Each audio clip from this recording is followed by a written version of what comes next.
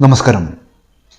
വരികളിൽ പ്രണയത്തിൻ്റെ നിലാവെളിച്ചവും ഈണങ്ങളിൽ രാഗവിസ്മയത്തിൻ്റെ ഇന്ദ്രജാലവും തീർക്കുന്ന ഒരു സുവർണ കാലമുണ്ടായിരുന്നു മലയാള സിനിമയ്ക്ക്. അങ്ങനെ ഒരു കാലത്താണ് വെള്ളിത്തിരയിൽ സംഗീതത്തിൻ്റെ സ്വരങ്ങൾ പെയ്തിറങ്ങിയ ഭാവതീവ്രമായ ഒരു കാവ്യനീതി ജനിക്കുന്നത്. മോഹൻലാൽ എന്ന നടന വിസ്മയവും ലോഹിതദാസ് എന്ന പ്രതിഭയും സിബി മലയിൽ എന്ന ദാർശനികനായ സംവിധായകനും ഒത്തുചേർന്നപ്പോൾ പിറന്ന ചലച്ചിത്ര വിസ്മയമായിരുന്നു ഹിസ് ഹൈനസ് അബ്ദുള്ള.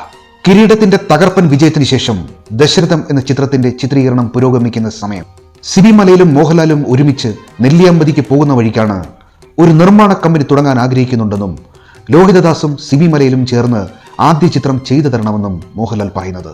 പിന്നീട് ദശരഥം പൂർത്തിയാക്കിയതിനു ശേഷം മോഹൻലാലിന്റെ നിർമ്മാണ കമ്പനിക്ക് വേണ്ടി അവർ ഒരുപാട് കഥകൾ ആലോചിച്ചു. താരമൂല്യമുള്ള ആളായി മാറിക്കഴിഞ്ഞിരുന്ന മോഹൻലാലിന്റെ ഇമേജിന് ചേർന്ന തരത്തിലുള്ള ഒരു കഥയെക്കുറിച്ചായിരുന്നു അവർ ചിന്തിച്ചു തുടങ്ങിയത്.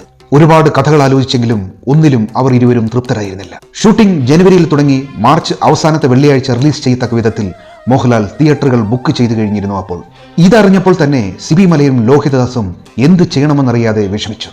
എന്തും വരട്ടെ, കഥയായിട്ടില്ലെന്നും ഷൂട്ടിംഗ് കുറച്ചുകൂടി നീട്ടിവെക്കണമെന്നും പറയാനായി കോഴിക്കോട്ടുണ്ടായിരുന്ന മോഹൻലാലിന്റെ അടുത്തേക്ക് അവർ യാത്ര തിരിച്ചു. അവിടെ ചെന്ന് മോഹൻലാലിനെ കണ്ട് കാര്യങ്ങൾ അവതരിപ്പിച്ചു. ദശരഥത്തോടൊപ്പം ഒരു രാജകൊട്ടാരത്തിന്റെ പശ്ചാത്തലത്തിൽ ഒരു കഥയും നിങ്ങൾ പറഞ്ഞിരുന്നല്ലോ, നമുക്കത് ആലോചിച്ചുകൂടെ എന്ന് മോഹൻലാൽ ചോദിച്ചു. 2 കഥകളാണ് ദശരഥത്തിന്റെ നിർമ്മാതാക്കളോട് സിബിയും ലോഹിയും പറഞ്ഞിരുന്നത്. രണ്ടും നല്ല കഥകളായിരുന്നതുകൊണ്ട് തന്നെ മോഹൻലാലിന്റെ തീരുമാനത്തിന് വിടുകയായിരുന്നു. നിങ്ങൾക്ക് എഴുതാൻ എളുപ്പമുള്ളത് എടുക്കൂ എന്ന് മോഹൻലാൽ പറഞ്ഞതുകൊണ്ടാണ് ദശരഥം സംഭവിച്ചു പോയത്. മറ്റൊരു കഥയായ കൊട്ടാരം പശ്ചാത്തലത്തിലുള്ളത് ഫ്രീ ആയി കിടക്കുകയാണല്ലോ, നമുക്കത് ആലോചിക്കാൻ മോഹൻലാൽ പറഞ്ഞു. അവിടെ നിന്നാണ് പ്രണവ് മാർട്സിന്റെ ആദ്യ സിനിമ ജനിക്കുന്നത്. ലോഹിതദാസിന്റെ സാധാരണ രചനാ ശൈലിയിൽ നിന്നും വേറിട്ടൊരു കഥയായിരുന്നു ഇത്. അതുകൊണ്ട് കഥയുടെ പശ്ചാത്തലത്തെക്കുറിച്ച് അദ്ദേഹത്തിന് കൂടുതൽ പഠിക്കേണ്ട ആവശ്യകതയുണ്ടായിരുന്നു. സിബി മലയിലും സംഗീത പശ്ചാത്തലത്തിലുള്ള ചിത്രങ്ങൾ മുമ്പ് ചെയ്തിട്ടില്ലായിരുന്നു. ചെന്നൈയിൽ ജനുവരി 1 സ്വിച്ച് ഓൺ നടത്തുകയും പാട്ടുകൾ മാത്രം റെക്കോർഡിംഗ് ആരംഭിക്കുകയും ചെയ്തു. യേശുദാസിന്റെ 50ാം ജന്മദിനത്തിനാണ് അദ്ദേഹം പ്രമദവനം ആലപിച്ച് റെക്കോർഡ് ചെയ്യുന്നത്. 7 ആർട്സ് വിജയകുമാറാണ് ഗൗതമിയെ ഈ ചിത്രത്തിലേക്ക് നിർദ്ദേശിക്കുന്നത്. നൃത്തമറിയാവുന്ന നായികയായിരിക്കണമെന്ന് സിബി മലയിൽ പറഞ്ഞിരുന്നു. പക്ഷേ ഗൗതമിക്ക് സിനിമാറ്റിക് ഡാൻസ് മാത്രമേ വശമുണ്ടായിരുന്നുള്ളൂ. പിന്നീട് സിനിമയ്ക്ക് വേണ്ടി അവരെ നൃത്തം പഠിപ്പിച്ചെടുക്കുകയായിരുന്നു. പത്മനാഭപുരം കൊട്ടാരത്തിലും മുംബൈയിലും ചെന്നൈയിലുമായി ഷൂട്ടിംഗ് പൂർത്തിയാക്കി. പ്രിവ്യൂ നടത്തിയത് ചെന്നൈയിലെ സവേര ഹോട്ടലിലായിരുന്നു. പ്രിവ്യൂ കണ്ട മറ്റൊരു സംവിധായകൻ ക്ലൈമാക്സ് ശരിയായില്ല, അത് മാറ്റിയില്ലെങ്കിൽ പടം ഓടില്ല എന്ന് മോഹൻലാലിനെ ധരിപ്പിച്ചു.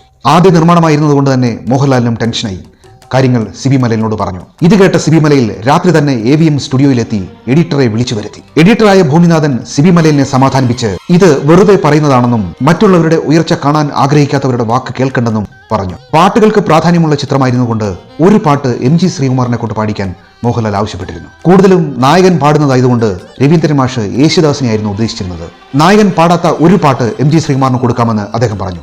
അതാണ് നാദരൂപിണി എന്ന ഗാനം. ലോഹിതദാസിന്റെ തീരുമാനപ്രകാരമാണ് ധാർഷ്ട്യമുള്ള സംഗീതജ്ഞനായി കൈതപ്പുറം എത്തുന്നത്. പ്രതിഭകളുടെ കഠിനാധ്വാനവും ഒരു സംവിധായകന്റെ കനലിലെരിഞ്ഞ കരിയർ വെല്ലുവിളിയും ഒത്തുചേർന്നപ്പോൾ തിയേറ്ററുകളിൽ ഹർഷാരവം മുഴങ്ങി.